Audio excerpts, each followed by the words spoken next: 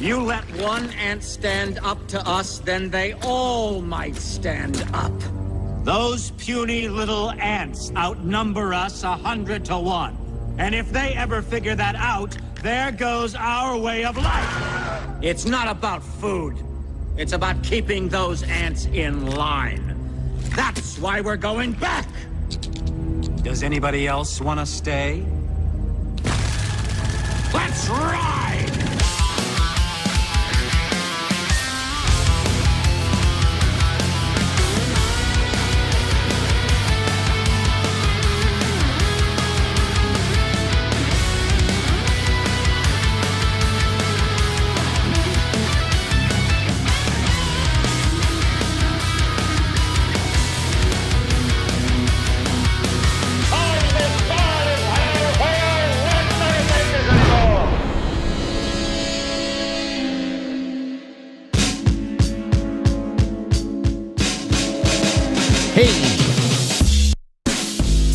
Hey everybody, so listen, I'm doing some things that are different tonight. It's a very different evening.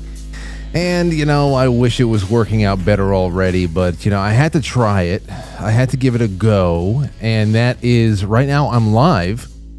I have a couple of updates before we talk about our show. Yeah, half of me is in frame. Whatever. Anyway, I just wanted to give you a couple of updates. First of all, the show is auto-uploading onto BitChute and Odyssey again, so it's nice to have all that fixed. But I'm also giving Instagram Live a try tonight. I don't know how it's going to affect the channel or anything like that, but I figured, hey, if I can actually go live on Instagram as well, on top of everything else, that would be a really great tool. Especially since I'm always wondering, how the hell do I convert people who are finding the show on Instagram to be able to watch the show live and not just in little dribs and drabs? But what I'm seeing right now is that Instagram is really just, it's all broadcasting vertical, and you're only getting half of me. So I look like the Phantom of the Opera over here. But maybe you get some value out of it. I don't know, ladies and gentlemen. Maybe you get some value out of it. Actually, let me move myself over. Oh, there I go. Not too bad if I sit over here in the corner. But welcome to the show. I'm going to try to keep as close an eye on all of the wonderful people in the chat rooms, the several chat rooms that are watching right now, because at the moment we are live on YouTube and Rumble and Quite Frankly.tv, powered by Pilled.net, on Twitter, on DLive, on Kick, on Twitch, and Instagram. So it's all about jump on board and be a part of the crew, and that's what we'll do. Now, in a couple of minutes, I'm going to be bringing on Hunter Fowkes. Hunter Fowkes is a meteorologist. When we spoke to him for the first time, he was not a meteorologist yet. He was still studying to be one, but he was already chasing storms. He's a storm chaser, and now he teaches people how to chase storms, and he's been taking some incredible footage. I watch all the things that he tweets out there, all the tornadoes that he tracks, and he also is very big on following and chasing auroral activity. So beautiful celestial events is that's got Hunter written all over it. So I want him to come on tonight to talk about this Hurricane Melissa, because, hurricanes, they happen. Severe weather in the Caribbean, they happen, especially this time of year. But I hear that this one has made all types of history in terrible ways, as far as the wind speed, sustained winds, all that stuff. So Hunter will be on with us in just a little bit. And then I want to get into so many other things. I also want to really get you guys and gals. We have more than enough to do the creepy, bizarre, chilling stories as told by nurses, doctors, EMS, hospice, whatever it is. We got more than enough stories, more than enough media, but I would really love to get a nice collection of maybe a half a dozen voicemails that are usable. So go to speakpipe.com/quite frankly, and especially if you are in nursing or have any kind of stories from that. I mean, even if you're a custodian, If you're a janitor at a hospital and you were at a hospital for the graveyard shift one night and you heard and saw things that you can never explain and make your hair stand up every time you think about it, we want to hear about it. And we're not trying to force it all in before Friday night either, because we take a little bit of a break with all the real creepy stuff for like Thanksgiving and Christmas. But if we have anything left over from spooky season come January 1st, I mean, we go right back into it. January and February are terrifying. So welcome. That's all I have for you tonight. Welcome, welcome. Okay, let me see here. Here's what I have up on the... Oh, did I get that already? Here it is. Here we go. From CNN, Hurricane Melissa kills at least 30 in the Caribbean as it heads toward the Bahamas now. As it heads there. Got a little bit more on this. Hurricane Melissa pummeled southwestern Jamaica on Tuesday as a catastrophic Category 5 storm, one of the strongest Atlantic hurricanes on record before making landfall in Cuba early Wednesday as an extremely dangerous Category 3 hurricane. But, of course, the damage assessment in Jamaica will begin. That's probably just going to be a little bit more. I don't see how anything in that country is going to hold up very well with what I'm reading here. It says there's no infrastructure in the region that can withstand a Category 5, says Prime Minister Andrew Holness. He added, the question now is the speed of recovery. That's the challenge. Energy and Transport Minister Daryl Vaz told Sky News that the eastern regions, including Kingston, were largely spared, but reports from other areas, particularly the western part of the island nation, was entirely devastated by sustained winds of 185 miles an hour. 185 miles an hour. I don't get it. That's crazy, man. Sustained winds. We're hoping to be able to do an assessment tomorrow, but as of right now, the reports that are coming in are catastrophic. Not very much survives a Category 5 hurricane in terms of infrastructure. So that's what we're going to be talking about in a little bit. When Hunter shows up, that should be in moments. There's more that I'd like to get around with you guys in the rest of the show. First of all, I read that there has been a little bit of backlash, not backlash, but people are saying that all the citizenship tests, the questions on the citizenship tests to become an American, they're changed, and people are wondering the angle that they're being asked. So I don't know. I wanted to read into that a little bit. I got a couple of practice tests to see how we do. I also want to ask you guys about what you think of the Nick Fuentes and Tucker Carlson interview, if you watched it at all. I did watch it. I was listening to it in the background last night because I figured if somebody asked me about it, I have to have some things to say. And I guess I'm not emotionally charged enough about either person to really have anything very profound to say, but I am watching people who are very emotionally charged about either of them or both of them. And I would like to talk about that because I think that's funny. Some really bitchy tweets out there. So there's some really bitchy shit going on out there right now. And I would just like to open up the lines to see what people are thinking and saying about that. You know, well, who's the Fed? There's that one part during the conversation where, you know, they both said to each other, I thought you were a Fed. I thought you were a Fed. And it was almost like the Spider-Man meme where they're kind of like pointing at each other. And then you go into the comments and everybody's just like, oh, how cute. Two feds gaslighting us. And I say you can't win. So I want to know what you guys think. Especially if you are of the opinion that both of them or one of them are bona fide feds. I want to know in particular what op is being run. I want to know about the op. Okay? So that's what you have to call in on later on. And I have other things here too. I have some other media I got to play for you that I think is kind of ridiculous. Where the hell are we at? Where the hell are we at? Oh, wait, before I do anything else, it seems like Christopher Knowles hit this one on the head. You probably won't see this if you're on Instagram because I didn't know it was going to be in vertical. But Christopher Knowles, He sent this to me. He said, "Hey, what did I say? Mamdani seems to be caving, heading toward the middle on crime with endorsement of the NYPD Commissioner Jessica Tisch. She looks like she's doing a great job." What the hell?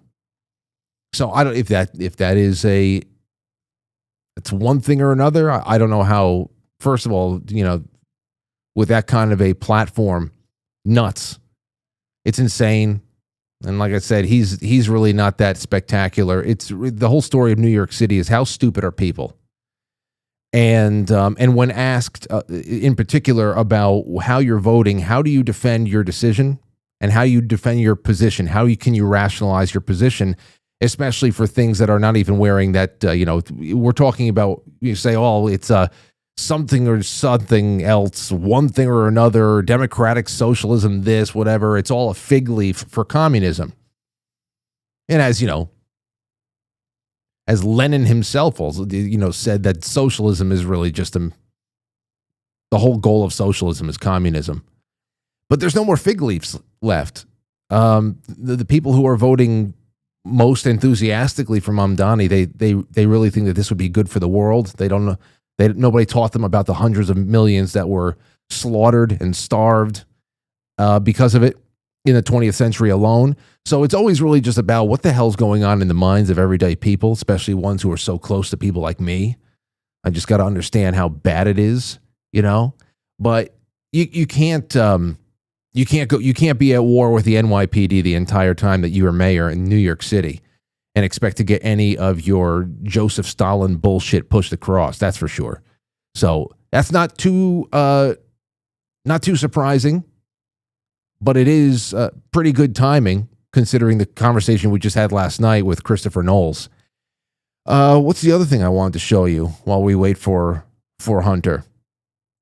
Wait, did I? Yeah, above. I sent him the link. He was looking for it. Oh, wait, it seems like he's going to be showing up any second now, so I should probably not get into this. I have a couple of media clips that are absolutely ridiculous right now. This woman, a lot of people are screaming, of course, about EBT and the food stamps. And I did enough ranting on that last night. Actually felt good to let the hair down again, to feel the hot winds of hell going through my scalp again. I have some more to throw on top of the fire, but we'll have to do that after Hunter Fowkes it leaves, and he's showing up right now. It's been a long time since we were able to talk with him, and you know what? Every time we speak to this guy, he grows up a little bit more, and he puts another feather in his cap. Hunter Fowkes, it's great to have you on. How's everything been? Good. You're not lying. Just a little bit of growing up, but it's always fun to hop back on the show. Well, you're really one of my only people I can go to in this in this field, and I'm happy with that because I appreciated your work before the first time you came on. Let me get us up on a split screen here. There you go. I don't know who's going to see what, and there you go. There's Hunter. But it's great. The first time you came on, this is I think the third time. You were not a meteorologist yet. You hadn't gotten all your paperwork in order, your graduation and all that stuff, but you were already chasing storms for years at that point, right? Yeah, and I'm actually realizing, it has been about a year since the last time I was on, so quite a bit of things have happened, haven't they? Yes, yeah. And the other thing, you and I were supposed to actually get on the phone with each other after they released the Twister sequel. Right. And, I went to go see Twisters, and I was actually from a movie going standpoint, I was actually happy with the storytelling aspect of it. But of course, I wanted to know what you thought about from the meteorological standpoint and everything else. I don't know if you have any roundabout thoughts or if you even remember the movie, but if you have anything you want to say, you can. Sure. I genuinely think it's a great movie. I think it doesn't surpass the original Twisters. No. In the 90s. That is a superior movie and still my favorite personal movie. But Twisters honestly was a really great movie. I think the nice thing was trying to get into a little bit more of the exact science rather than just some like magic that they kind of talk about in Twisters or the original Twister, excuse me. But it was a great movie. There are still some things that are Hollywood. Of course, you have to keep the audience entertained. Even though for me a tornado is plenty, Yeah. but got to make it interesting for the average person. But I loved that they spent some time actually looking at some. You briefly saw some meteorological derivations on her notebook, which I thought was fantastic. Um, you got to see them talk a little bit about why tornadoes form and just some basic concepts, and it really made the movie itself kind of more authentic, at least for me. You know, Um, I think that's one of the questions I had for you because they did talk about the formation of storms and all, and of course, the first movie, Twister, was all about being able to get the Dorothy module in front of the in front of the storm and to be able to track how the structure of it and all that stuff. But I think this one was a little bit more on the end of what kind of chemical concoctions and compounds can be released inside of these storms to kind of dissipate it. And that is interesting because this is all around a time that is becoming more and more mainstream for people to realize just how real weather manipulation is and has been, especially since the 60s with cloud seeding and everything like that. So when you talk about seeding a cloud, most people ask the very logical question, can you cut the top off a storm and actually diminish it? And that was center stage in the Twister sequel. mhm. Yeah, the it's a little bit interesting. So first off, if there was a magical compound that we could throw in the atmosphere that would have no negative effects and stop a tornado, we probably would have already done it at this point. Unfortunately, that doesn't really exist. But I will say the concept that they use about how they stop a tornado, how they choke off the circulation of a tornado, is by completely enshrouding it in cold, dense air. So the tornado is not able to lift that air anymore, and so it weakens. That is real. That is how tornadoes occlude and eventually decay and die off. The cold outflow of a storm eventually chokes off any inflow of warm, moist air, and the tornado slowly runs out of vorticity and dies off eventually, and that's how we get weakening and decaying tornadoes. So it was great to see that. Now, the implication of loading a few barrels worth of some mysterious compound to throw into the atmosphere and kill tornadoes was a little Hollywood, but it does, for my personal opinion, is us as humanity, we obviously affect the planet we live on. We pollute it as well. So we obviously do play a role into how our atmosphere behaves and its chemical composition and whatnot. But in the sense of hurricanes, tornadoes, and things of that nature, the real biggest issue that humanity has with controlling or manipulating the weather is simply the fact it's just scales of magnitude larger than we're able to control. Um, like you mentioned, cloud seeding. Cloud seeding does exist. It's a thing that there are some companies that do cloud seeding. But if you read through their paperwork, they mention that they're only able to actually increase precipitation in an already precipitable cloud by 2 millimeters. That's not going to do anything. That's not a huge increase to cause mass chaos or mass issues, whatnot. But it's definitely an interesting I'll say field to look into. Yeah. Not one that I am personally the most educated on. I stick to my lane. My lanes are tornadoes and severe weather and hurricanes, but No, it's definitely an interesting subject. absolutely. And I could, I'd be, I'd kick myself if I had let you go without asking about the movie and all the things that are in there. And of course, that was center stage. But as far as severe weather, I want to talk about your greatest hits of the year as we're on the way out. But for now, I just want you to just rattle off everything that you've been able to gather on Hurricane Melissa. I mean, there's plenty to read out there, and when I see things like 185 mile an hour sustained winds, that's pretty crazy. Tell me a little bit about from the terrible historical side of this. How strong was the strongest, and how close did this get? So there's a lot of ways that we measure strength for hurricanes. The obvious one that we all are aware of is the wind speed of a hurricane, right? That comes from the Saffir-Simpson scale. And that is where we get the categories of hurricanes. It's not related to rainfall. It's not related to pressure in the center of the hurricane or storm surge or anything, which hurricanes are a multifaceted threat. It's not just the wind that comes at you, right? which is what makes them super devastating, is the heavy flash flooding rainfall. You've got the storm surge on the coast, the high wind that traverses with the eye itself. So that's what makes hurricanes dangerous. And in this case, this hurricane is an exceptional hurricane. And I want to make the gravity of that statement very real, because we don't see hurricanes like this almost, I don't want to say ever, but extremely rare. The number one that this hurricane is being compared to is the hurricane that happened almost 100 years ago, the Labor Day hurricane of 1935. It was a Category 5 hurricane that made landfall.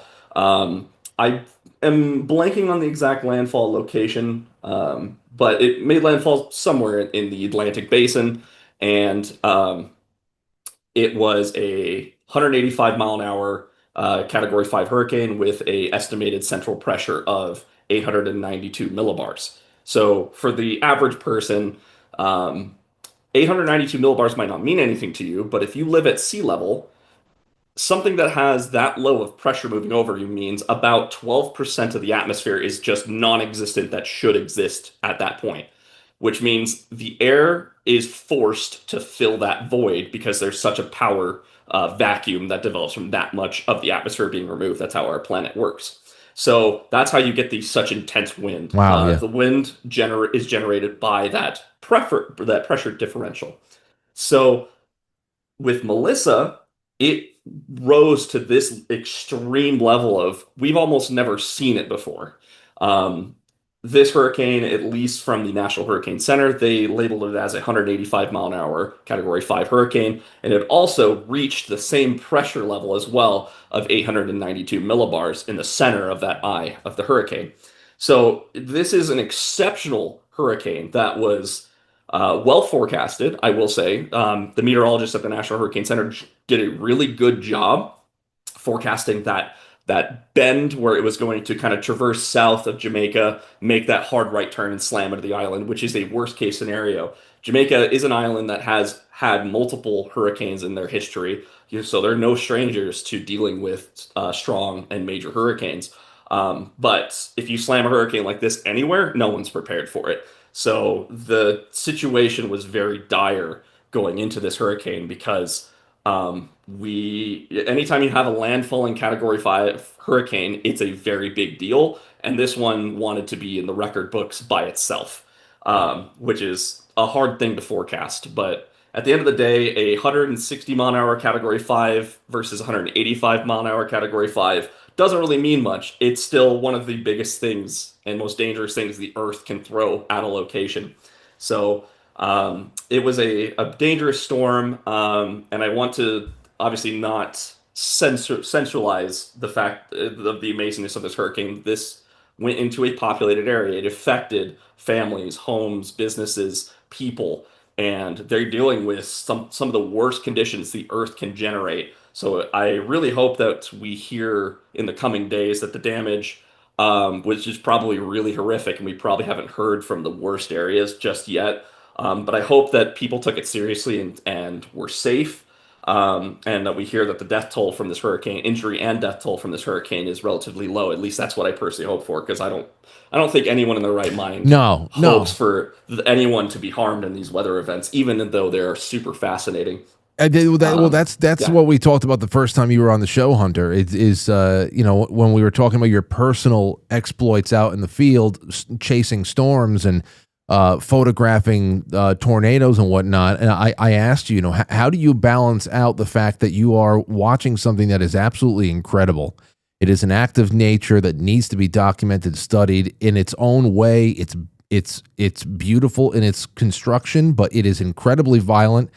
It's deadly, and there must be just a crazy thing, kind of crazy dichotomy there between observing this awe-inspiring thing and also knowing that it's somebody else's absolute worst nightmare. And but this is great. The other thing that for me, just a common person over here, watching the radar footage of this thing passing over land, to see the eye almost uh, collapse, and the center form just collapse when it's over land, and then when it passes off onto the other side of the island, how the storm almost like instinctively starts reconstituting itself again. There's a certain kind of intelligence to it that's really it's incredible, like I said, and as very, very scary.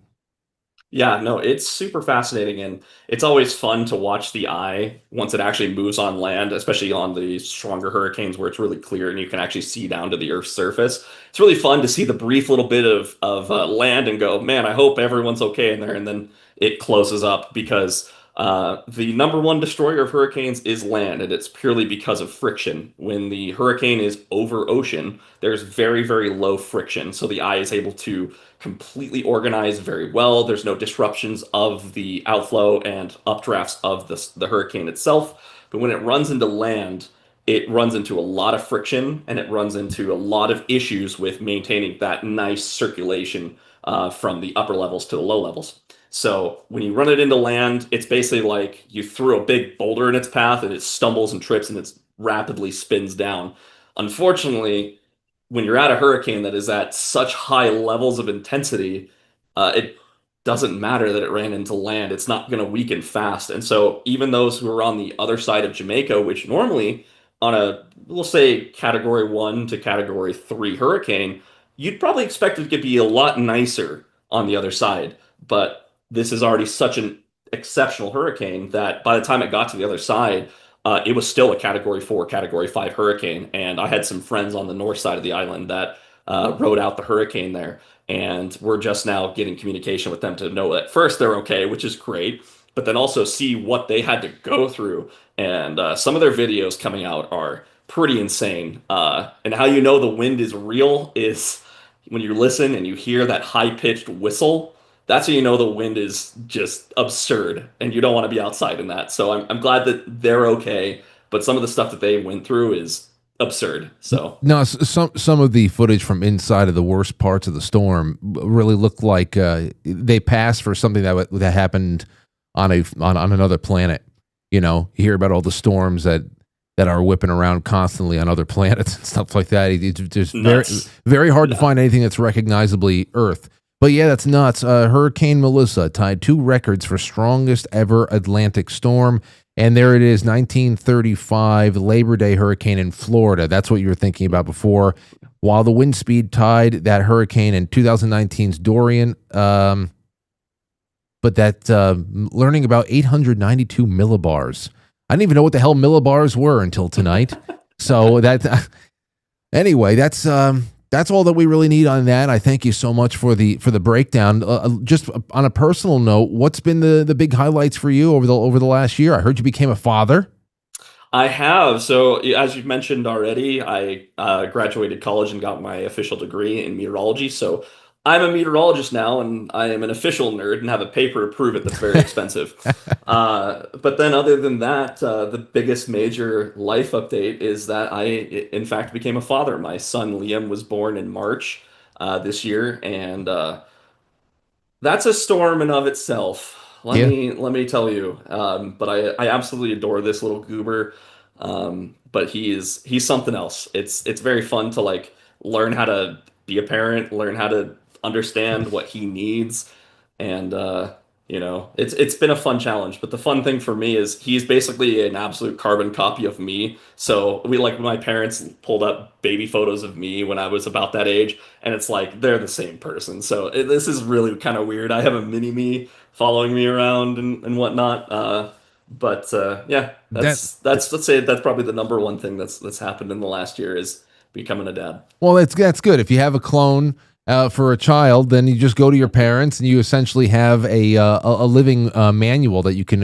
All right, what did I do at this point? You just got to tell me how would you have treated me? Is he sleeping throughout the night at least?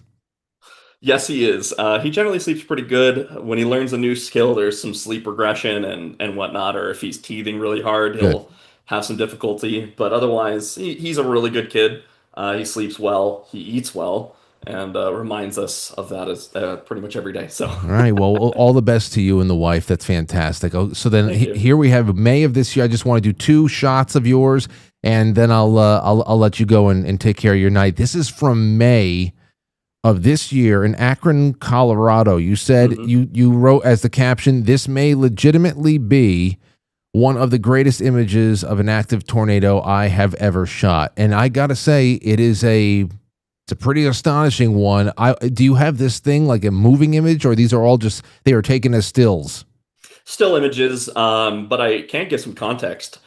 This image was taken on a 20 millimeter lens, and it was a vertical shot. So it is 20 millimeters long, which is a very wide shot.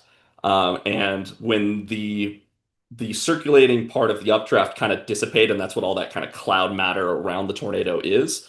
As that decayed, you could see that funnel go all the way up into the anvil of the cloud. So I basically could just sit there underneath it and look up all the way entirely up the tornado, which is a very rare experience that I have seldomly had. This was just an absolutely beautiful tornado. I've never seen one so textured like that. So it was a pretty rare situation. I've seen a few hundred tornadoes in my life to this point, but for me, this ranks number three on my list just because of just how absurd the visuals were and how photogenic it was. I didn't think I was going to see a tornado on this day, and lo and behold, I had one of the most best tornadoes I've ever chased. You know, I understand that the cameras that the average person has in their back pocket has grown exponentially. That these phone cameras that we have are better than most of the consumer grade cameras that we had back decades ago. But it doesn't mean that really high quality film and all that kind of equipment wasn't around for this entire time. And I'm just saying, the reason why I bring this up is because over the last year or two, the amateur footage that I have seen taken of tornadoes up close have been some of the most terrifying and beautiful I've ever seen caught on tape. You use the word texture. The detail you can see in the actual twisting and motion of these things. Sometimes you think, am I watching AI, something that's computer generated?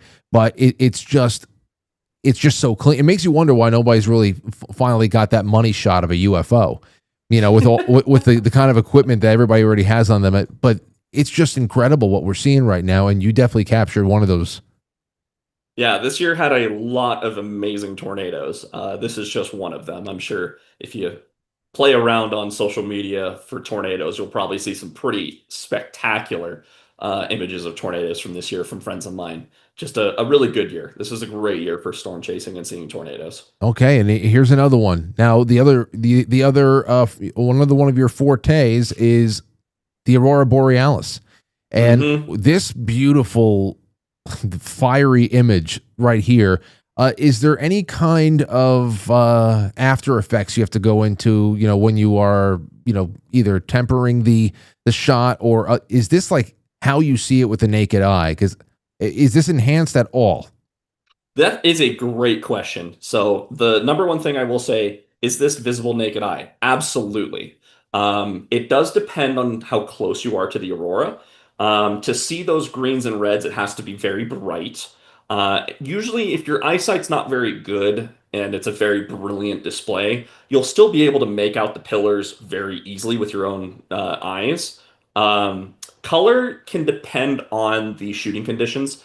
If it's a very dark scene, like the moon is non-existent, there's very low light pollution and whatnot, the colors will probably be more gray to the naked eye, but on your camera, they'll be much more brilliant. If the moon is up, it kind of ruins your camera shots because everything gets kind of washed out from being too bright. But to the naked eye, there's more light in the air for your eyes to process, so you see the colors a little bit more bright and vibrantly. And in this case, this was actually the October 10th to the 11th G4 storm. That was I believe this was this past year in 2024, yes. And I can say, because I took this shot in Northeast Colorado, which is very far south, to be seeing this type of brilliant aurora. But I can definitely say with my own eyes, I could see the green, I could see the reds. Unmistakably, it was super bright, super easy to see, but this was also a very strong geomagnetic Oh, storm oh, so that hit us. okay. Well, if that's the case, then this is the one that we saw too, because it came down. If this was, I see you posted it earlier on this month, but if this was taken in October of 2024, that was actually the first aurora that I had ever seen, and we were up at that time. My friends and I, we were up in the Adirondacks, and at night we saw this pinkish, reddish kind of a residue in the sky. Nothing that brilliant. We were able to enhance it a little bit with our iPhones. But I remember that is when it had stretched really far down south. So it makes sense that we were all seeing the same thing from different places. Yeah, and I will say, like, there obviously is processing that goes into taking your image, because cameras don't take images totally perfectly. So you have to then do some post-processing. But I will say the number one thing that at least I try to do in my photography, I try to remain light and colors as true to life as they were. Now, obviously, that color is a lot more vibrant in the photo. That's just how photographing the aurora works because our eyes don't see the same color that our cameras do. Because they're able to be a lot more sensitive to low light. They see brighter colors than our eyes may see. But I can promise that those reds and green colors were absolutely authentic. And I can even say, while I was there, you could make out those colors unmistakably, which is super fascinating because you don't get to see it very often, especially that far south. So a very amazing opportunity to see some aurora. Well, I thank you so much for the time tonight, Hunter. Everybody go find Hunter Fowkes on Twitter. That is STR. And well, you know what? Just look at it in the come on. It's over. It's right here. You got to go find him. What I'll do is I'll share it around, but find him on Twitter because this is a great weather channel to follow, and he's very active and interactive as well. And thanks again for the time tonight. Congratulations to you both academically, professionally, and personally, my friend. Yeah, thank you so much. Thanks for having me on. Always enjoy coming on the show. Happy this is my third time on. Oh, we'll do it again. Talk to you soon. Absolutely. See you later. All right, everybody. There goes Hunter. And nice. Very nice. Let us get down to that was a good night back in we were there between October 9th. We showed up around October 9th or something like that. We came back home. But over the course of that, we saw the Aurora Borealis. And Aurora was very happy that she got to see an aurora while we were up in the mountains. And that's the way that went. Okay, a couple of fun things before I open up the lines and we start talking about Fed versus Fed and these clips that I have over here. A couple of fun things. Number one, every super chat that you guys send on quitefranklysuperchat.com, on the YouTube, the Rumble rants, the gold pills, wherever the hell it is, you are going to be in the running for this incredible spa basket. It's over $200 worth of stuff, well over. All types of stuff in there, and I'm putting more things in there too. I put all the Keto Brainz, and I'm also going to be putting in the Flip City magazine. We'll be running that the giveaway next week. So everything from then until the end of next week, going to be tallying up the names. But tonight, I'm giving away something tonight. We've got this survival bandana. We've got this Wichita Brewing Company koozie, and I'm giving away a dick laser. You guys, this is so necessary for the upcoming gift-giving season. You need it. The dicklasers.com. I saw it on Instagram. I said, damn it, I need it. And I managed to get you guys a promo code for 20% off. But this is the gift that everyone will be stealing if you use it as your contribution to Yankee Swap or whatever. Any kind of grab bag, Secret Santas, you got to do it. With the promo code, it's only like $20. You have to. Anyway, this is what I'm giving away tonight as a bundle. So I'll be collecting the names. And yeah, and of course, because I brought up Keto Brainz, one last thing. We have 2 days left with the Keto Brainz Halloween contest. And so use that promo code TREAT at checkout on ketobrainz.com. And one of you is going to win a year's worth of the cleanest nootropic stack on the market. And it doesn't matter if you already bought a bag earlier on this month. Make another purchase to load up for the holidays, and you'll just double your chances of winning Friday night. I'm going to go live for my father's Halloween party and have a little fun with you guys and drop a name as well. All right, you ready to listen to this? So EBT of TikTok, I guess, is a new account that is starting to collect all of the food stamp freakouts, which are really not helping anybody's case as far as why we need this. This has to go away, because look at the resentment and the entitlement and the viciousness that it's breeding. How people really look at this, and especially for all of the race hustlers out there that are embracing this as a race issue and everything else. I mean, don't talk about if that's the case. Don't talk about this and so-called, what do they call it?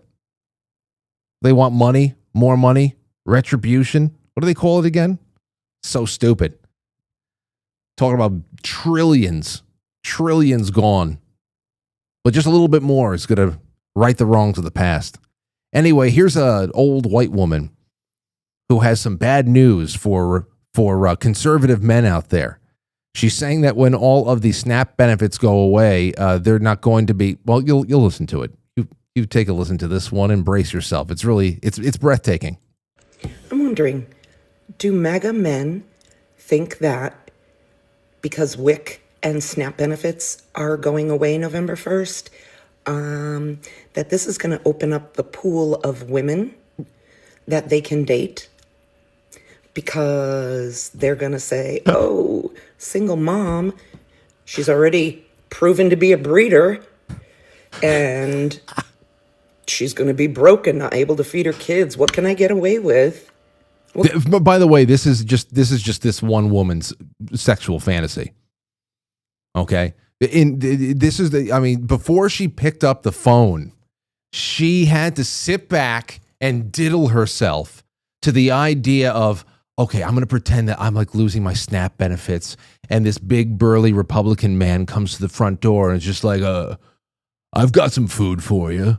Well, I'm going to breed you though. Oh no, don't take me, Republican man. Oh, I'll do it. Come on. It's like what? This is so fucking, the projection is incredible. She so badly wants to get laid. So badly. So ridiculous, because the scenario she's laying out is so fantastically ridiculous. What can I do to her just so she can feed her kids?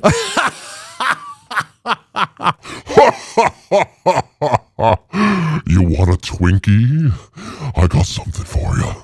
Yeah, that's just... This is making me double, triple down on this all has to go away. It all has to go away. So quick. Oh, man. Sunset it. It has to be sunsetted. We've talked about this before. It's not even just these types of these federal government run programs that should not exist, because these programs are totally constitutional on a state level, as long as your state governments and your governor can make room for it in the budget or raise money for it. They're completely constitutional if you can make it work in your state. That's what federalism is all about. But this, listen, it has to be sunsetted out. It has to be.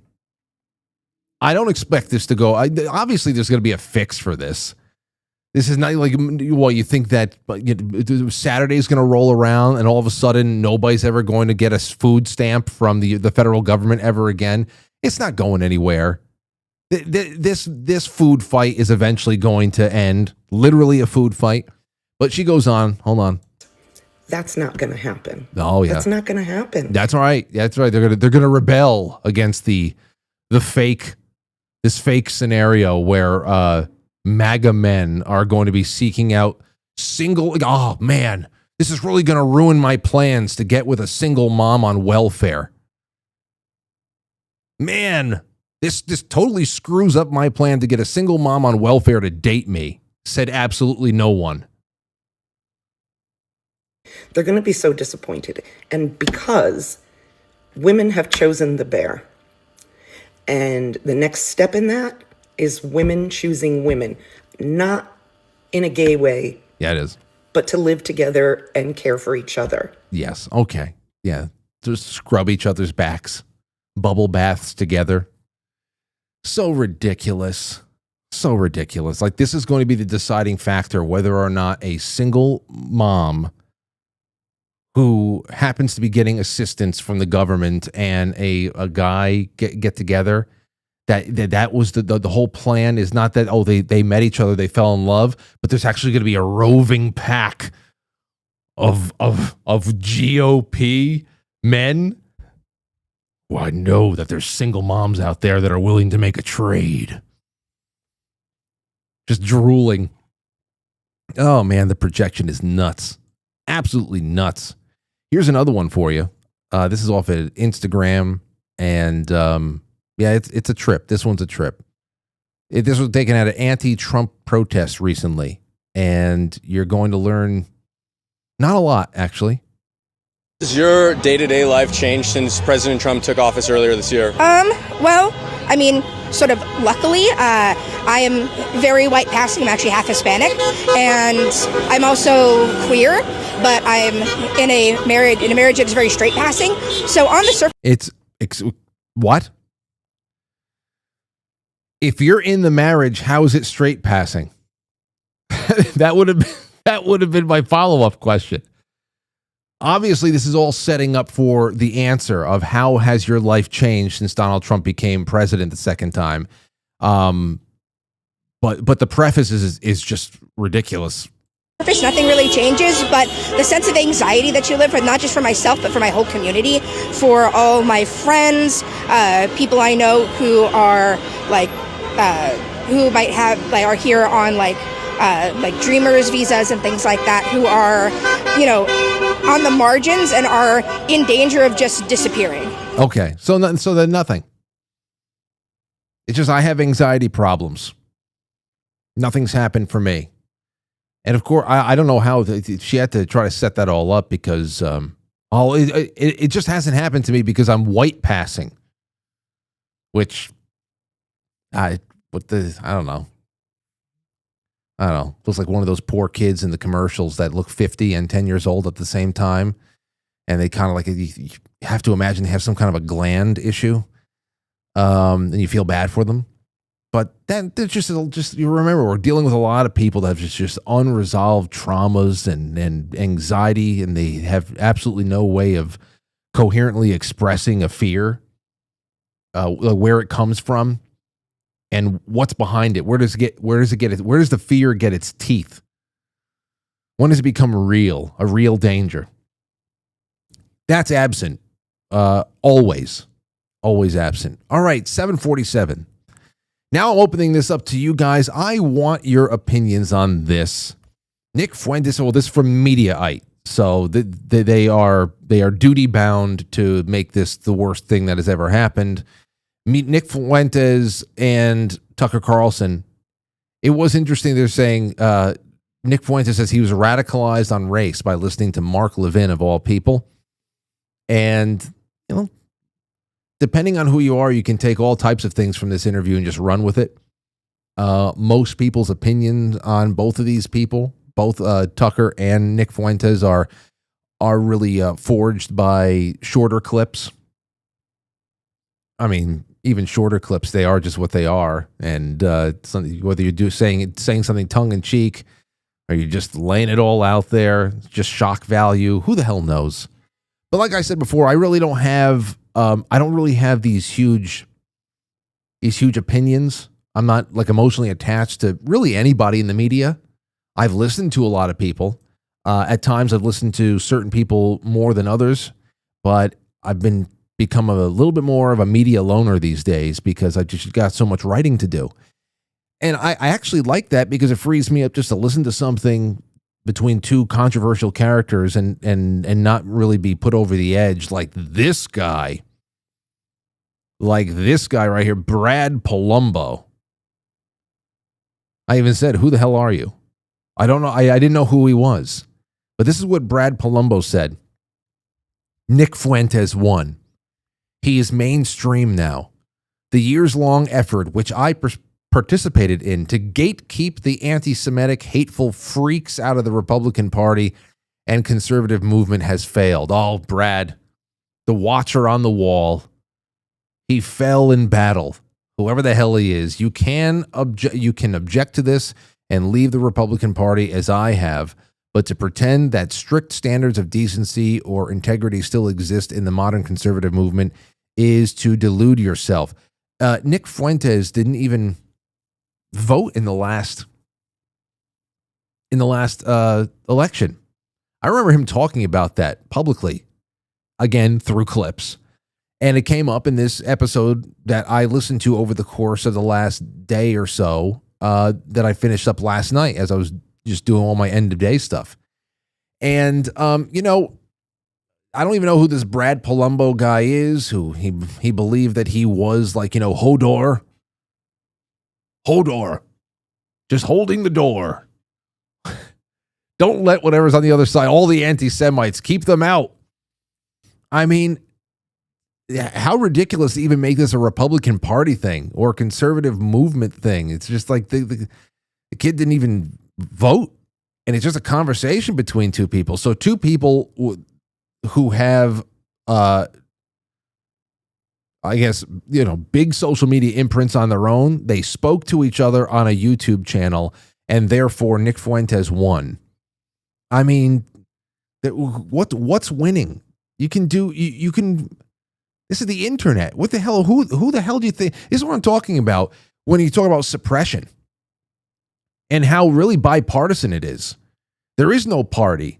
It's suppression of speech and reach on the internet is really a nonpartisan issue. It's just one of those things that everybody wants it to happen. Everybody wants it to happen. In that particular episode between those two, I didn't hear anything, really. I even when it came down to all of Nick's stances on Israeli influence and where tribal identity for Jewish people in general balances out with geopolitical motives for the state of Israel itself and all that. You can, at the end of the day, you can say, you take or leave some parts of that. I'm more so, at least it was not done a drooling mess. It was calm, collected, well articulated. You can disagree or agree with it, but it didn't make me lose my shit. But what did you guys think about it?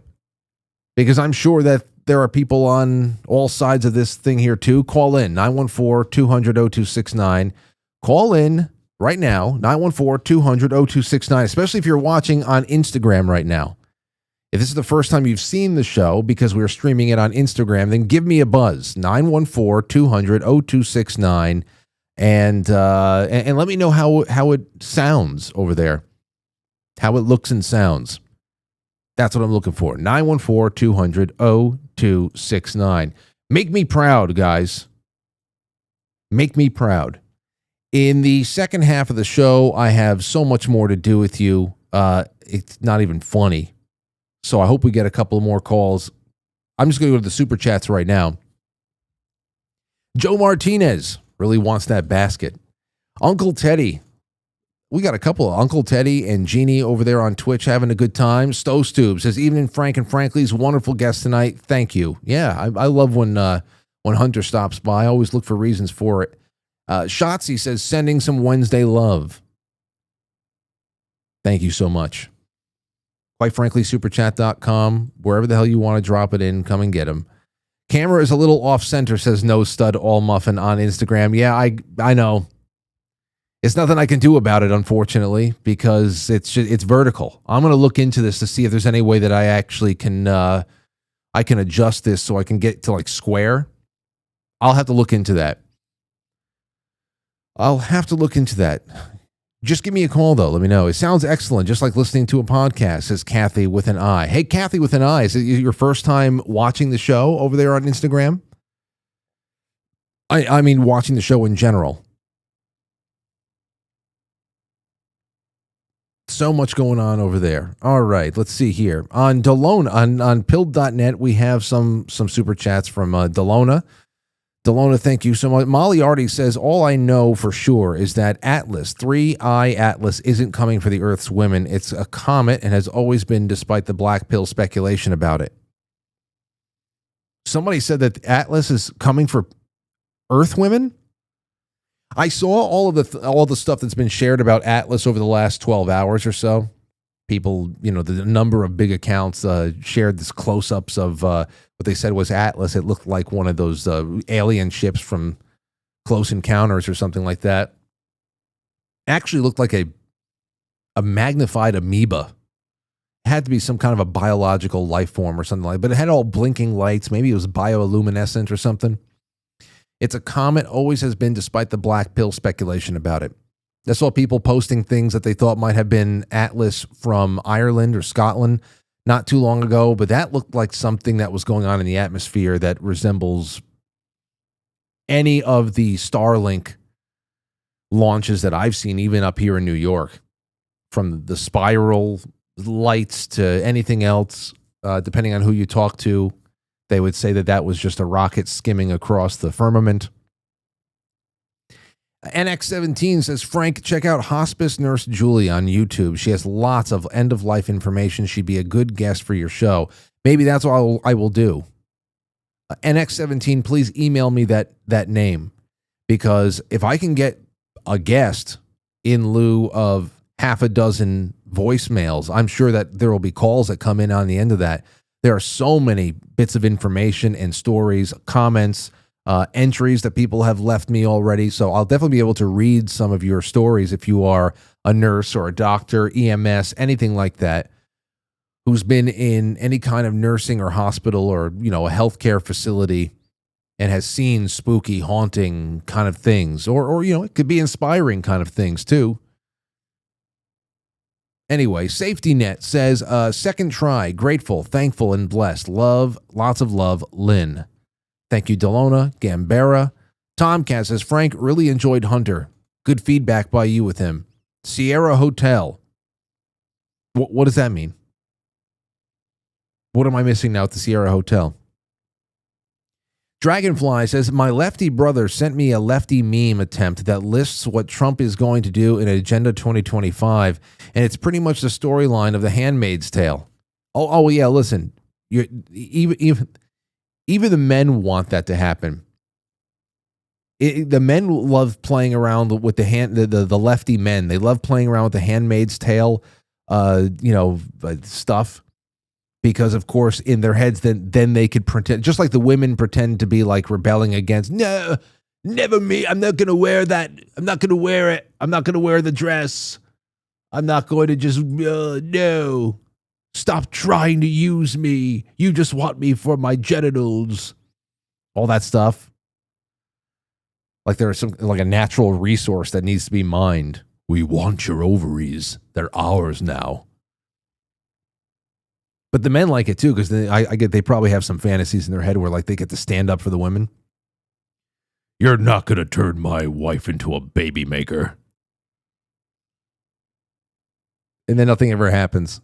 It'll be 2035 and they'll be preparing us for the next Hitler in 2055. Saying it's coming in 23 years. They're going to turn us into Handmaid's Tale. They'll be on season 53 by then. Let's see here. The Sentinel says, the man-hating lady conspiracy theory reminded me of the Bloodhound Gang's underground classic, The Lap Dance is So Much Better When the Stripper is Crying, which is a horrible song, but that's the mentality. She's definitely a feminist that thinks all heterosex is rape. There's a lot of them out there. And again, they need projection. They need to project this stuff or else it doesn't make sense. It doesn't check out. And you can never ask them how or why. That doesn't work. It all falls apart. Zoso Dude says, basket is as good as mine, but if I win, I'll give it to Shotzi. See, this is collusion. This is stuff that can't happen. All right.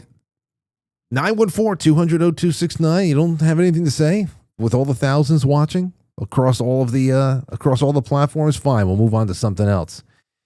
Jay Britt says 185 mile an hour sustained winds. Damn. Oh, yes. Crazy. All right, here's your next story then. 13-year-old dies from swallowing 100 Temu magnets. You get that? And I love how they have a picture there inside of this operating room with a child on the operating table that is clearly not a 13-year-old. In fact, the child that is on the operating table is about the size, and I'd have to imagine the age that you would expect a kid to swallow 100 of anything that they're not supposed to, let alone magnets. A 13-year-old New Zealand boy underwent major surgery after swallowing 80 to 100 small, high-powered magnets reportedly bought on Temu, forcing surgeons to remove part of his bowel, according to a case report cited by RNZ. Surgeons at Tauranga Hospital said that the case underscores how easy access to banned products online is putting kids in danger, according to the outlet. New Zealand has outlawed the sale of small, high-powered magnets set for personal use since July 24th of 2014 under an indefinite prohibition notice. We're sorry to learn about the reported incident and wish that the boy a full and speedy recovery, Temu reportedly said, adding it's launched an internal review and could not yet confirm the specifics listing the involved. Now, the whole time I'm reading this with you, I'm waiting to see what kind of severe infantilizing learning disability that this boy has. But they don't mention anything about a learning disability. Why a 13-year-old, not a 3-month-old or even a 3-year-old, committed to swallowing 100 magnets? How the hell is the focus of this story so far about how banned products are too easily accessed by kids? And have that product be magnets. This is so strange to me. It's so strange. Doctors warn that when multiple magnets, neodymium magnets are ingested, they can attract through intestinal walls, cutting off blood flow and killing tissue. The scenario that led to bowel removal in this case. The medical team calling it alarming how difficult it is to enforce a country's long-standing ban amid easily accessible online marketplaces. I just can't believe that we're talking about a 13-year-old and magnets, and in such large quantities.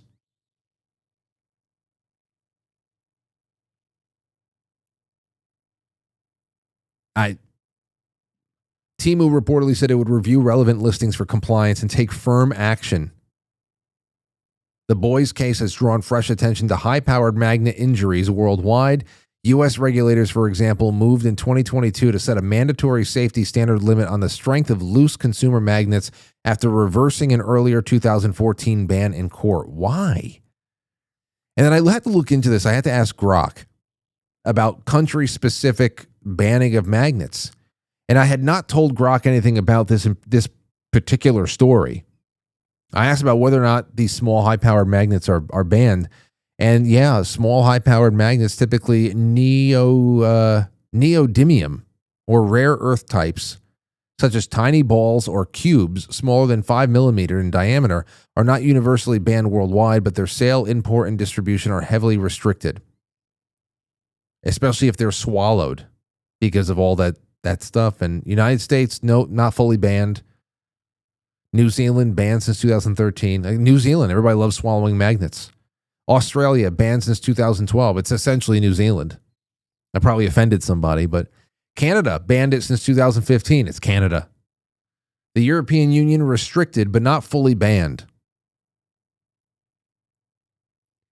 These magnets are 30 times stronger than typical fridge magnets, making them appealing as adult toys, but deadly if ingested. Again, the urge to ingest is the thing that gets me. I'm sure there are plenty of things that you should not be swallowing in your house. that would do damage to your gut if it just collected down there, especially if you swallowed 100 of anything. This is such a weird story. Anyway, sticking with the kids a little bit more, Gen Z. Here's another thing I want you guys to call in on, because God's sakes, if you don't, I'm getting off. Let's see here. My Gen Z kids see periods in my texts, that's punctuation marks, as aggressive. No, period. They're not, period. Full stop, period. The end. This is one Gen X hill I'm willing to die on, says Annie Renault. As a Gen X mom of 3 Gen Z kids in their teens and 20s, there's a lot that I'm willing to concede and even celebrate when it comes to the gap in our generations. She goes on some all bullshit. But there's one Gen Z feature that I simply cannot abide, and that is the weaponization of basic punctuation. It freaks me out when you say yes, period, in a text, my high schooler told me. It feels so aggressive, like I feel like I'm in trouble or something. I stared at him incredulously as my 20-year-old laughed, but then agreed with him. It does. The period makes it feel like you're mad, she said. Well, you guys, you got to let me know something, because I understand what they're talking about. And there's an example of a text. Why are you mad? I'm not mad. You sound mad. Promise I'm not mad. Why do you think I'm mad? See, at that point, I believe her that she's not mad. But first of all, no one knows how to write a proper sentence anymore. And even if you do know how to write a proper sentence, we don't use punctuation often enough in text messages. We don't. So when you're suddenly met with terse rhythm that a period commands of you or from you, it almost feels disciplinary compared to what we're used to. How everybody's just talking in acronyms and, shorthand, like you're, taking an order at a dinette or something like that. And of course, emojis and all that shit. So I understand what they're talking about. Periods in particular. You call in if you have something on this. If you understand what I mean by this. The opposite extreme is also true with ellipses. Everybody, that there's such an abuse of the ellipsis that is done. The 3 periods after text, which it could be aggressive, passive aggressive. It could also just be melodramatic, or in some ways it could be seducing as well. It could be an attempt at seduction. When you say, as if to say, oh, there's so much more to this thought. Oh, we can move on from this thought, but I just want you to know there's so much more I can say about this subject. You can take that wherever the hell you want. Of course, there's like melodramatic there too, just the drama. My father uses copious amounts of periods for dramatic pauses, like completely blows past 3 periods, goes into like 5, 6. And that's just all just to be drama, I have to imagine. But for as long as this remains a primary form of communication, texting, this is going to continue. Periods are passive aggressive. Okay? Because very few people construct proper sentences when they're typing a text message. It is shorthand. You just got to get it out there. I know a lot of voice-to-text apps and updates now on phones are trying to experiment with punctuation, and it really sucks. It's bad at it. It should stop. But let me see what you guys have to say about this. 818, you're on the air. Go ahead.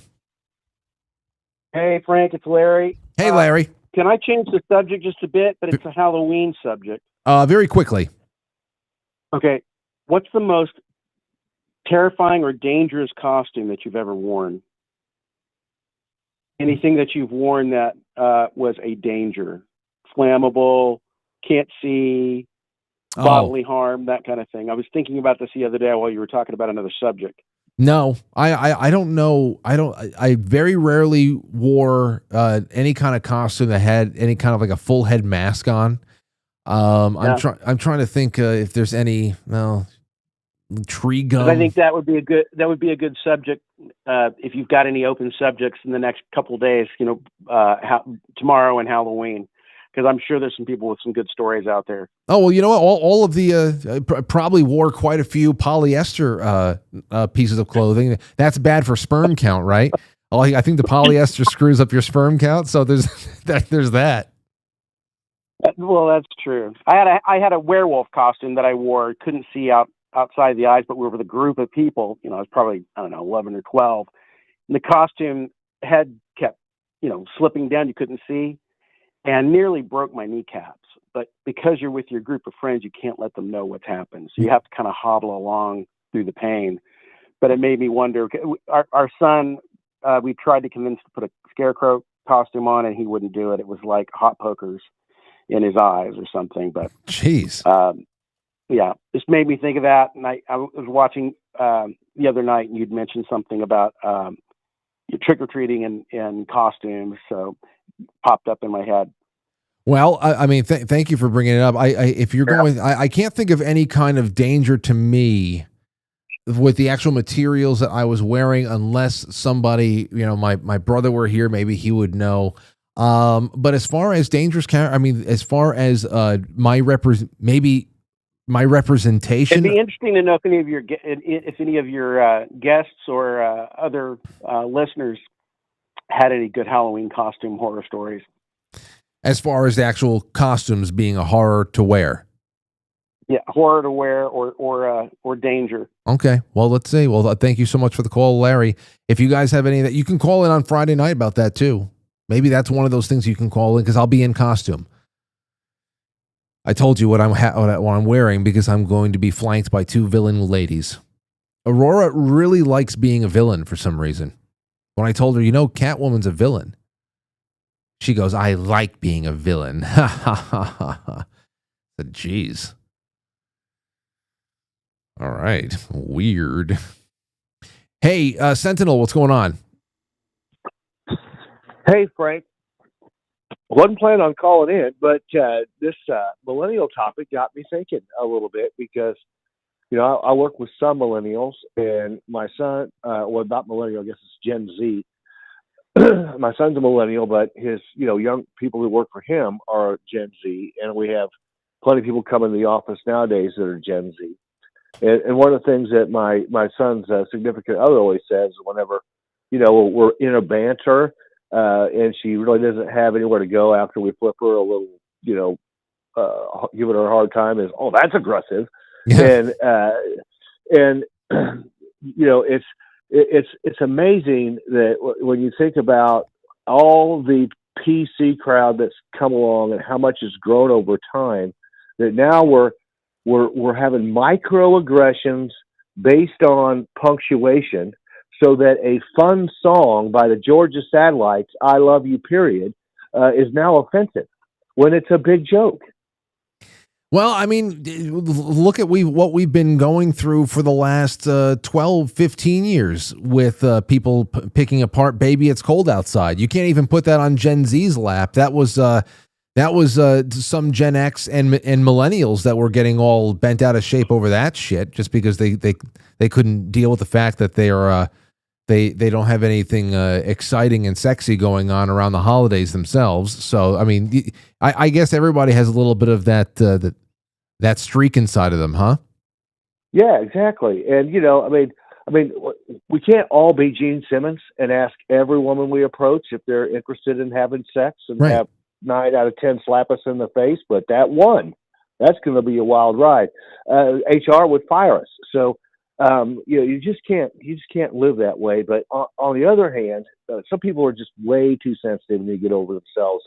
And this to me seems like, if that's the worst thing that lady's got to deal with, she needs to get her kids to grow up and, figure it out that there's more to life than being worried about a period. Yeah, you're right, Sentinel. It's you know what? Before we get off the air, about the last caller, Larry's last caller, did you have any kind of a dangerous costume that you wore in the past or anything like that? No, growing up, my first Halloween, I was the devil. And then my mom became a born-again Christian, and I couldn't trick-or-treat anymore because of the way our church was brought up. But my son, Molly already made all his costumes. And he had one particular costume that was potentially dangerous because of visual issues, because together they made a paper mache. What is the bull person man? The matador? Minotaur. Oh, the Made a Minotaur hat, paper mache hat with eyes that was difficult for him to have any peripheral vision. He could only see what was in front of him. But that particular Halloween, he went trick or treating with his friends. He was about 10. His buddies watched out for him, and in our neighborhood there wasn't much traffic, so he got through it, even though we knew there was some danger in that costume. But he loved being the Minotaur. He did it. He did it. Okay, well, there you go. Okay, and thank you guys both. Tell Molly I love her, and I'll talk to you guys in a little bit. Me, I don't really know. I never really had anything that obstructed my view, I don't think. There's one year in like 1996 or 5 or whenever the hell The Mask came out with Jim Carrey.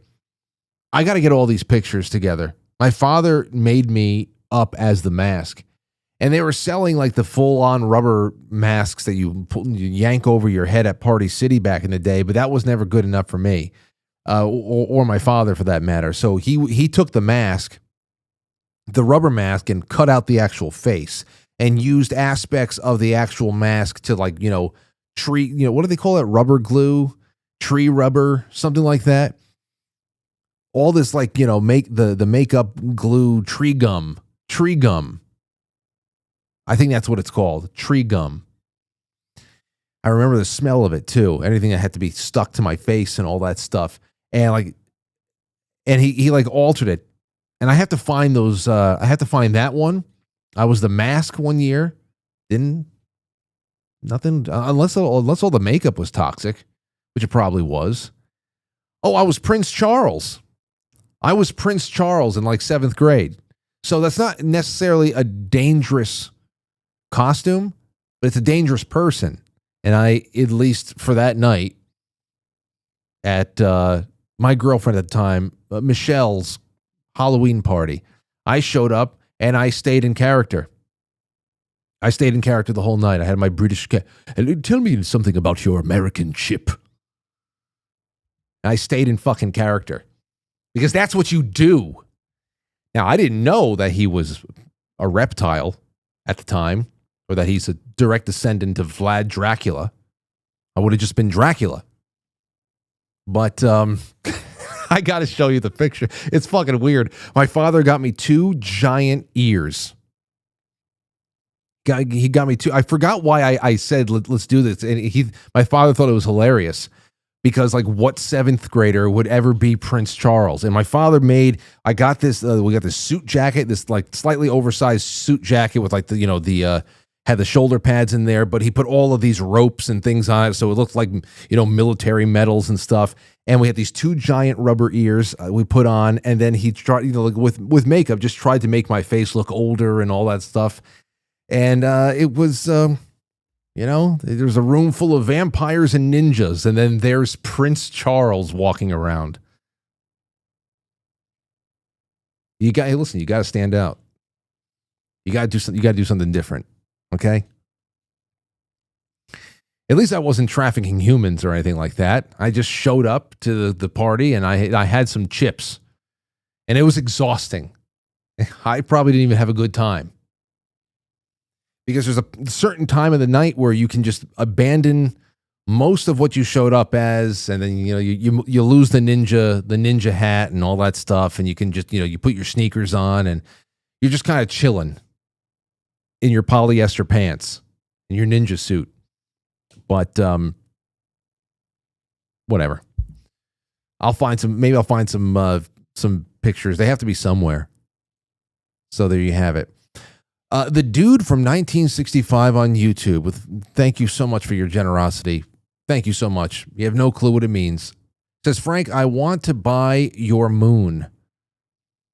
You want to what? That moon? No, you can buy it on Amazon. It wasn't that much. I don't know. Was that Dan? See, I don't even know who the hell is sending in super chats anymore because it's like it's everybody's name without what the hell am I even looking at here? Did I miss anything? Because ever since everybody YouTube changed everybody's names, that looks weird. Let's take a call from Tanya. You're on the air. Go ahead. Hi, Frank. Let me put you on silent. Okay. How are you? I'm well. How you been? I'm doing good. This is Grandma Grateful. Good to have you on. My kids dressed up. This made me think of a story. My kids dressed up one year. They were in elementary school, and they went to a church party to paint pumpkins. And my daughter dressed like an angel, and my son dressed like a devil. And he was really acting the part. And I got a call because they went on a bus. I got a call to come down there because my son had poked my daughter in the eye with his pitchfork. Oh. So we ended up in urgent care, and she ended up being an angel with an eye patch. Well, there you go. He was really laying into the role that night. He was working it. I have pictures of it. It's hilarious because he kept like doing ninja moves with his little pitchfork. Yeah, well, that's it. You see, that's what are you going to do? You're going to put a pitchfork in a kid's hand and just say, "Hey, don't use it." I mean, well, it was plastic. I really wasn't thinking he was going to poke his sister in the eye, but that's what siblings do. Yes, absolutely, and they survive. They survive to live about talk about it. I should say. Absolutely, absolutely. Well, thank you for that. Yep. Have a good night. I guess that's a lot. That's accessories. That would be one of those categories that Larry might have been in that question about the most dangerous costumes that people have worn over the years. It might actually be the accessories. I used to love the Grim Reaper, sickles. Those are great. Those sickles are fantastic. Let me see here. Let me see.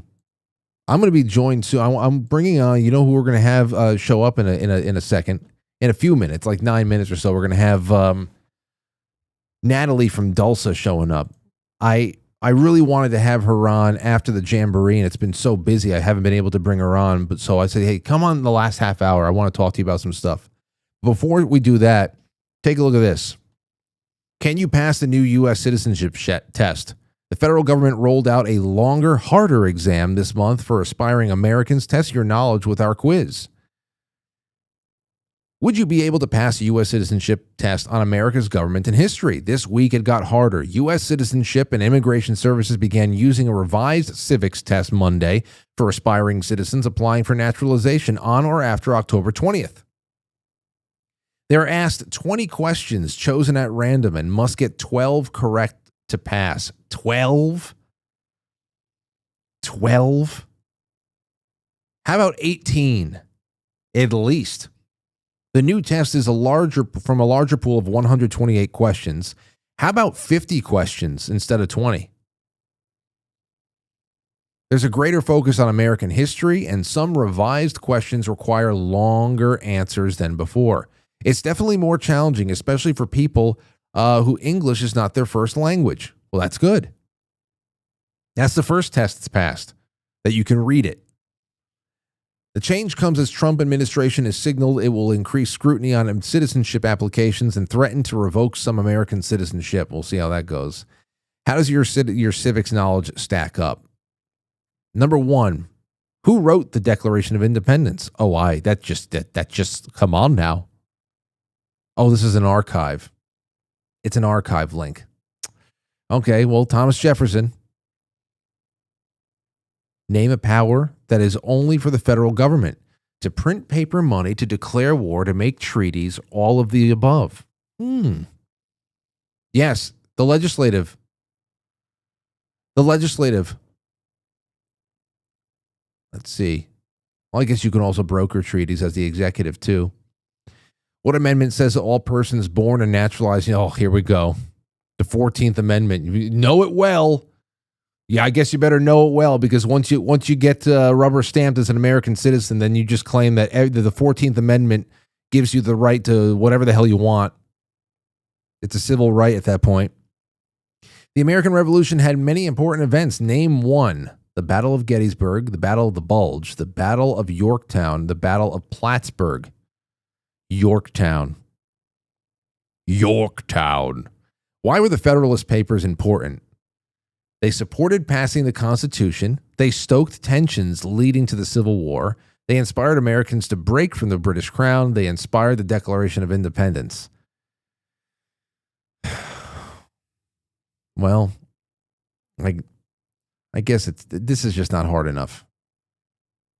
This is just not hard enough. I was hoping that they were going to like show the reader that, do you see how hard this is? This is not fair. Then again, most Americans don't even know what the Federalist Papers are. They supported passing the Constitution. Alexander Hamilton, pretending like like a snake in the grass for most of it. You know, he was ready to renege on all the reasons why he wanted the Constitution passed, because he knew that there were some poison pills in there, including that general welfare clause and everything else that could be twisted like lawyers you'd like to do. James Madison is famous for many things. Name one. He's the first Secretary of State. No, that's Thomas Jefferson. Helped draft the Declaration of Independence. No, that's Thomas Jefferson as well. Founded the University of Virginia. No, that's Thomas Jefferson as well. President during the War of 1812. Yes. He was actually the last president of the founding generation. When did all women get the right to vote? Ugh. I'm just kidding, ladies. You all know how to use your votes well. I'm not talking about you. I don't shudder when I think about the Frankly ladies, of course. Oh, 1919 Eternal. Let's see. Why did the United States enter the Persian Gulf War? Well, because of the babies and incubators, of course. To defend the U.S. from Iraqi threats? No, definitely not. To secure oil in Kuwait? More true than you know. To force the Iraqi military from Kuwait? That would be the official story. To defeat Saddam Hussein, former partner in the war prior to that. Name one example of an American innovation. The light bulb, the stethoscope, the computer, the electromagnet. I guess it's the light bulb. Right? Who cares? What is Memorial Day? Well, it's those who died in military service. Everything else is a holiday to mark the beginning of summer. I bet you any money if this question was presented to 50,000 everyday Americans, I bet you any money we would be shocked at how many people would choose C. A holiday to mark the beginning of summer. We would be shocked. I'm certain of it. You know what? I'm going to go. We have to find some more of these civics questions. I found them over here, the 2025 version, and I thought that I had found the entire test, but what it gave me was the question and the answers underneath it. I thought that it was multiple choice, and I realized, oh, wait a second, these are all the answers that you can give. But maybe we can still go over them sometime, and that'll be a fun little thing that we can do. I'd love it. I would love it. I really would. Okay, so we got a special guest now, and I want to bring her on. Let's see. We can have some time spent with Natalie. Natalie from Dulce Life. It's been so long. You know, it is. I know exactly almost how long. Almost 2 months. Natalie, how have you been? You know, I have been doing fantastic. I've been on a crazy whirlwind of experience since I saw you last, and just loving life every single day. Well, I want to hear about it, because first I got to tell you my little experience as far as you and Greg showing up and everybody getting to meet each other and stuff. It was so incredible. I can't believe it's been 2 months, but at one point in the evening on September 5th over at the VIP night, you and Greg come walking through the door looking like absolute avatars. Okay. I mean, and multiple people came up to me both nights saying, Frank, are those the people from Tulsa? They are jacked. You know, like it's just like you walk into the room and the energy is fantastic. It was so awesome to hang out with you guys. I'm sorry about the temperature in here the first night, but how'd you enjoy yourself? Aside from the crazy experience with the temperature, I tell you, we met some of the most amazing people. Like, I swear, Frank, you have the best crowd. You really do. I felt at home. It's like everybody just welcomed us with open arms. It was like we were longtime friends, but it's just amazing to be around good people, good energy. And it was just a really special experience for us. So happy it was the first experience, and it definitely will not be the last one. Well, you're talking about, you're definitely not. You're talking about how things have just really been an adventure ever since. And personally, there's always something that's in flux for me over here. It's been a very, a really healthily, I think, challenging in a healthy way kind of a year, but also the world. I mean, there's been a lot of, everything's been happening since those 2 months. I mean, we got really almost like we're in a dryer on tumble dry right now. And I don't know. How have you been? What's the biggest takeaways from the 2 months since? Oh boy, I'm just meeting more and more people every single day that are questioning what the heck is going on in the world. It's like I can go up to a perfect stranger and it seems like there's a connection. It's like they understand that something is amiss. They're looking for answers. They're trying to make positive changes.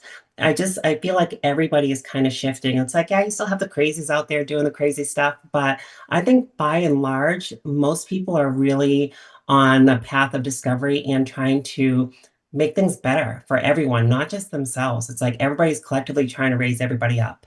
It is, about the world at large, especially. There's so many laughable things happening at the moment now, especially now because of the government shutdown.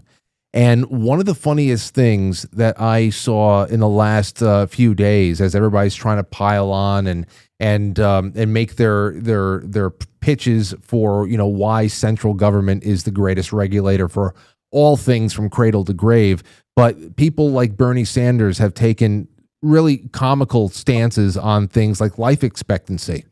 I remember it was maybe 1 or 2 days ago, Bernie Sanders tweeted something out about the United States' ranking, how we have kind of like dropped in the rankings of life expectancy, and tied it directly to Medicare and single payer and socialized health and socialized the healthcare and medicine and all that stuff. And I was just shocked at how a person like a U.S. senator, though we know that he's been a drooling commie for a long time, could just think that there's an actual, that there's a link between medical welfare and better health.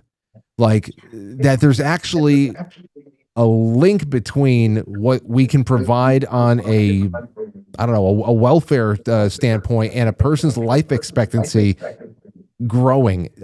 Talk about that a little bit, because that's your main field. Yeah, that's a whole lot of crazy. I just can't wrap my head around anything that man has to talk about. It just makes my head spin. Like I'm definitely out here trying to help people make healthier choices and provide them with healthy solutions. I haven't seen a healthy solution come out of his mouth since I don't know, ever. Yeah. So I mean, I think those guys are all whack jobs. I just call it what it is. They're all whack jobs. They're not doing anything beneficial for the human population. And yeah, it takes individuals getting out there and trying to, again, shake up this system and provide solutions, because you're not going to find solutions in government. It's not going to happen. No, it's not. And you know what happened? You and I, we were talking off air about G. Edward Griffin. And, you had done some things in proximity to his Red Pill Expo or other things in that were related. And shortly after the Jamboree, I had him on the show, and we were just talking about one fruit or another, one pit or seed or another, like little things, and of course there's the suppression of when we had Molly from Keto Brainz on a number of times to talk about peptides, because how we're seeing that there is again a convergence of people that want to stop everyday people from talking about things I think that's what you were saying before is just proof positive that there is a much larger and groundswell of a movement of people that are not necessarily waiting for somebody at Harvard to publish a study that condones their usage of one plant or another anymore. I think that there's just so many more people taking things into their own hands. Yeah, and I mean, in encountering people like G. Edward Griffin and then also John Richardson, they work very closely together to get these seeds out to people that, don't really cause any problems, but seem to be pretty helpful with preventing major problems, major C word problems. Again, it takes people stepping outside of the system and being willing to put it all out on the line to lift up humanity and bring healing to people. So yeah, really happy to be walking arm in arm with people like those guys to, again, be on that health mission for people. Well, what's on the agenda next for you guys? I want to ask you a few things about holidays in particular and Dulce, but there's so much more to your operation than just the product that you have brought to the market. It's a mindset, it's a lifestyle, and you are also very involved in liberty activism, pro-liberty activism. So I just wonder if there's anything you're working on, places you're going to be, surprise us. Yeah, so there is another conference coming up. They're planning on having G. Edward Griffin there and several other really great speakers. So I'm still waiting to get the rest of the details on that one. But we literally just got back home the other day. We were out in Plano, Texas. We were at Healing for the Ages. And that's run by doctors like Dr. Edward Group, Dr. Brian Artis, Jana Schmidt, and Henry Ely. And that conference, I tell you, it was just the most beautiful collection of people. Again, everybody on a mission to heal humanity, lift everybody's consciousness up. It looks like we're going to be working collectively with all of those doctors there to, again, really help people with these problems that we're all dealing with of how do we avoid the poisons in our food? How do we find cleaner, better options, to provide for our families? But yeah, they have some really amazing health initiatives going on. We also, in that trip, just flew out to Chicago with Dr. Judy Mikovits, just for a roundtable session out there, again, just to kind of provide people with solutions. Like there are real solutions in dealing with things from, these things that go into the arm and spread throughout our bodies and cause just catastrophic effects. But she has some really amazing solutions. She's actually getting ready to release a new product that's going to be really impactful with some of the work that G. Edward Griffin is doing in that same vein of helping people to resolve some of these major issues that we keep on being told have no cures. So it's been busy with that. I mean, we just got back from the Malibu Film Festival also with Del Bigtree. Amazing things. I don't know if you've seen that yet, An Inconvenient Study. I haven't. Oh my goodness. If you haven't seen that, again, you're fully aware of what's going on with these shots and how damaging they can be to children. But I really think that people should make it a point to watch that movie. I mean, it's literally them admitting 100%, like they know that this is causing damage. They know that these shots are hurting children, causing all kinds of things from autism on up to every allergy that kids are presenting with. So just really amazing, again, to be surrounded by these people who are on this mission walk to help people heal and just prevent any more damage from happening. Yeah. But where next is Children's Health Defense out in Texas. So we just got home from Texas. We're flying right back out to Texas for Children's Health Defense. Wow. I mean, and to think that to think that you fit all this in since the last time we saw each other, that first week in September, and I literally have not left the state of New York but once.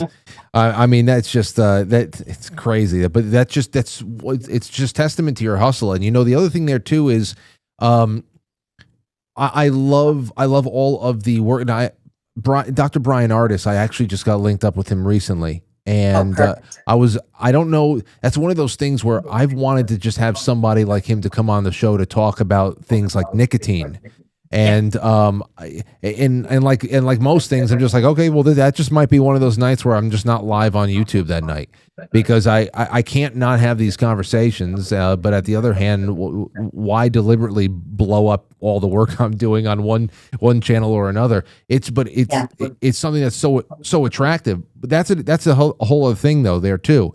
You think about things like nicotine, and then you think about what you're doing with Dulce. There's always this there's so much more to learn about what you do. For example, there's tons of sugar. I'm sorry, there's a very distracting echo in the background. Do you have any kind of just to put the it could have been the speaker or something like that? I don't know. Let's see. Dot dot dot. I can hear that. Blah, blah, blah, blah. Yeah, that's good. That's fine. So, like I was saying, what we're learning is that there's so many different types of dual use for things. And with Dulce, there's a lot of sugar substitutes out there. But what I learned when you came on to support the Jamboree is that we are really looking at a gut regulator. And as Jay would say, and as we all know, that so much of the human immune system is in the gut. It's not just the nasal passages or anything like that. It's all down there. So when people are making this change from using sugar primarily and trying to work other things in like Dulce, that is a lot more revolutionary than we think, because healthcare, of course, and life expectancy is not going to expand because we have Medicare with $1 trillion more pumping through it. It's going to be when people actually start understanding how their body works and how to actually regulate things like their gut microbiomes and all that. So I love the hustle in that respect. Yeah, and that was a really major talking point over at Healing of the Ages with Dr. Artis. It was really exploring what it means to be able to, focus on things like gut health, mitochondria, the importance of detoxification, and all of those things. All of those key areas of focus were my focus when building the Dulce. I wanted to make sure we were able to touch on all of those systems because, again, our food is completely devoid of minerals and nutrients. So, you're going to have to supplement to make up for that. Everybody is dealing with leaky gut.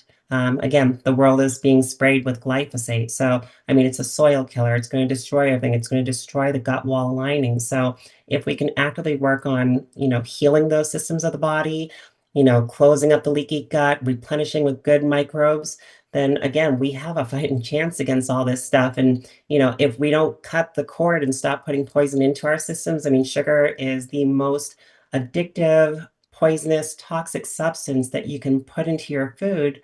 And it's so readily available. So again, I just wanted to try to make an impact and a dent right there for all of us.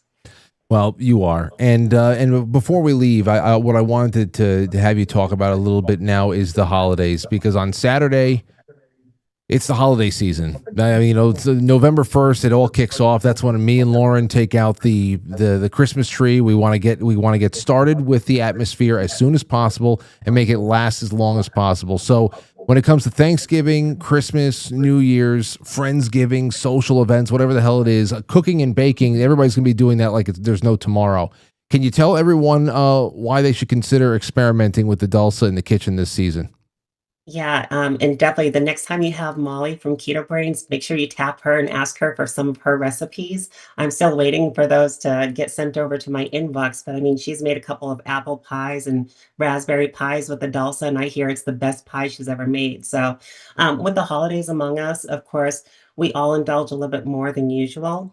And, it's not really holiday season, it's really sugar season. And sugar, of course, being so damaging to our immune systems, it's like prime time for flu bombs and everything else. So it's like, all right, let's try to minimize some of that damage, not have crazy, spikes to our insulin and blood glucose, and let's make simple swaps. Again, this is not hard to do. It's just swapping out something that we know is bad for us and putting something that we know is good for us in its place. The food is going to taste better, but you're going to have actually health benefits when you're having sweets and treats and desserts versus having just metabolic catastrophe left and right. So, yeah, I would say definitely try exploring with something like the Dalsa for your baked goods. But yeah, it's holiday season. I love to bake. I love to make things and gifts for people. So food is definitely the way to the heart. So again, I want to do it with love, and I want to make sure I'm not damaging people in the process. I've been asked many times. I didn't know how to answer it because when you sent me those first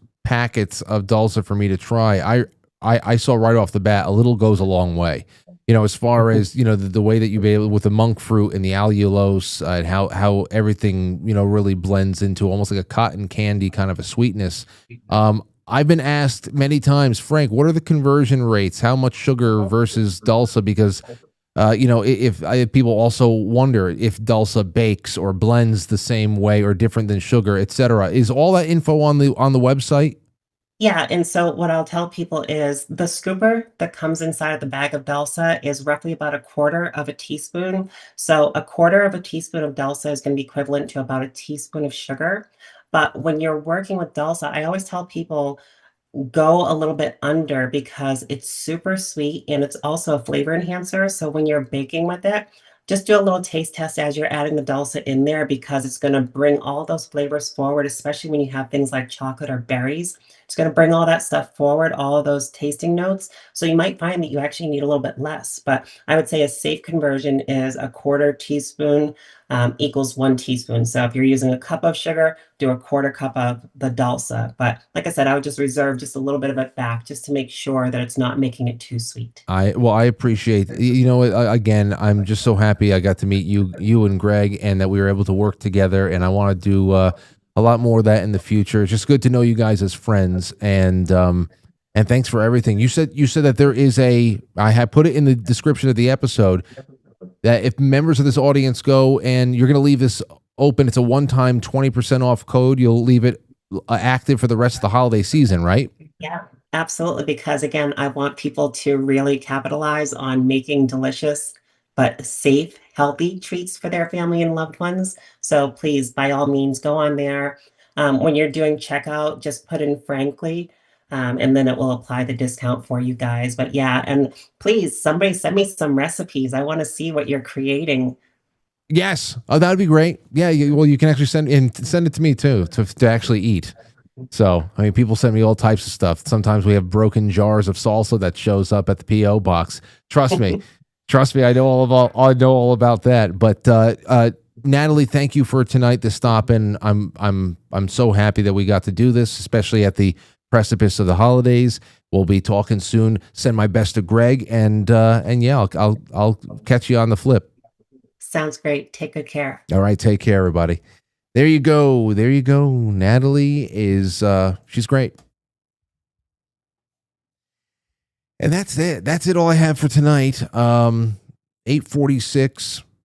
Didn't get any really, I guess nobody really had an opinion on the whole Tucker and Fuentes thing. I thought that would have been like a kind of like a hot ticket item. Well, thank God I took 5 other subjects with me.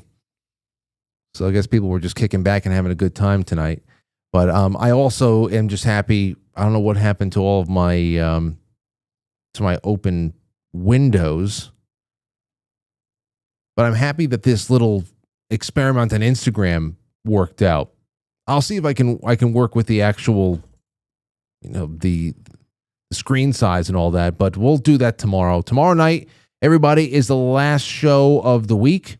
Actually, no, it's not, because I'll be going live on Friday night too for a little bit, and then we will actually premiere the Saturday night show from last week on Friday after I go live from the Halloween party. So there's a lot going to happen on Friday night as well, right here on quitefrankly.tv and elsewhere. All the Quite Frankly streaming properties. But for tonight, enjoy yourself. I'll catch you on the flip side. We're going to be live on quitefrankly.tv on pill.net in just about a moment. And yeah, other than that, tomorrow is going to be a night of spooky stories with Top and Raven from the Nephilim Death Squad. So show up tomorrow. You got to call up. I got plenty of your stories already written down. The lines will be open. And with those two contributing, I'm sure we're going to have a couple of good laughs. A couple of good laughs indeed. Oh, damn it. You know what I just realized? I'm going to have to do the dick laser giveaway tomorrow because with my Chrome having been shut down, all of the names that I had put into the namepicker.net have been wiped out. It's no problem. I'll just go and grab everybody's contributions to the show tonight on Rumble and on YouTube and Twitch and everywhere else, and I'll just put it into the running tomorrow, and I'll just tell you who wins this tomorrow night. But damn it, I was really wanted to do that. I don't have time. I'm not going to have you guys sit here while I tally up all these names again, but I will do that first thing tomorrow night. I promise you that. And that's all I have. So good night, and I will catch you guys on the other side of the end credits. Goodbye. No, I catch you on the flip side. Shit. No, that was a bad one. That was a bad one. Not only did I hit the wrong thing, there was two things at once. And I had been doing so good, too, with the end credits. It had been weeks since I screwed that up. So it makes sense that it'd be so severe this time around. Anyway, I'll see you guys tomorrow. I'll catch you on the flip side. Up. Ah, yes. Thank you, everybody. Thank you so much for being with me tonight. Brought to you by you. Thank you, Dude from 1965. That's all Dan. Thank you, Jay Britz and Uncle Teddy and Jeannie and Joe Martinez. Uncle Teddy again, Stowstube, Shotzi. To all of our wonderful friends on Pilled. We'll get to you guys in just a second. But I am releasing the scratching in just a second, and click that link in the chat room. Come on over to the flip side and let's hang out for a little bit until the lights go off. Good night.